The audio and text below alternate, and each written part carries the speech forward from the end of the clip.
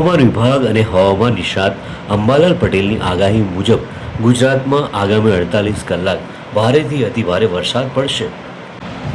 અમદાવાદ, ગાંધીનગર સહિત મધ્ય ગુજરાત, ઉત્તર ગુજરાત, સૌરાષ્ટ્ર અને દક્ષિણ ગુજરાતના જિલ્લાઓમાં 8 થી 10 ઇંચ સુધીનો વરસાદ પડી શકે છે। અમદાવાદના ઓઢવ, નિકોલ, વસ્ત્રાલ, બાપુનગર, અમરાઈવાડી સહિતના વિસ્તારમાં ભારેથી અતિભારે વરસાદની આગાહી।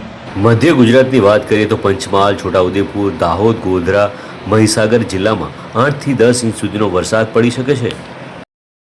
ઉત્તર ગુજરાતમાં પાટણ, હારીજ, મહેસાણા, વિસનગર, વડનગર, કડી, કલોલ, હિંમતનગર, સાબરકાંઠા, ઈડર વગેરે વિસ્તારમાં ભારેથી અતિભારે વરસાદ પડી શકે છે। અમદાવાદ જિલ્લાના સાણંદ અને વિરંગામ વિસ્તારમાં પણ વરસાદનું જોર વધવાની આગાહી વ્યક્ત કરવામાં આવી છે।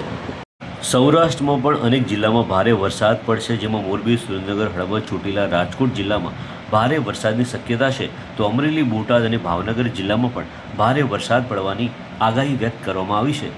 દક્ષિણ ગુજરાતના નવસારી, આહવા, ડાંગ, વલસાડ જિલ્લામાં 8 થી 10 ઇંચ સુધીનો ભારેથી અતિભારે વરસાદ પડી શકે છે।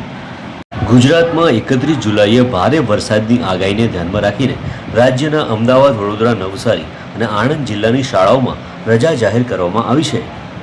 આ વિડીયોને લાઇક કરજો અને શેર કરજો અને આવા જ માહિતીસભર વિડીયો જોવા માટે આ ચેનલને જરૂરથી સબસ્ક્રાઇબ કરજો, જેથી કરીને નવા વિડીયોની માહિતી આપના સુધી જરૂરથી પહોંચી શકે।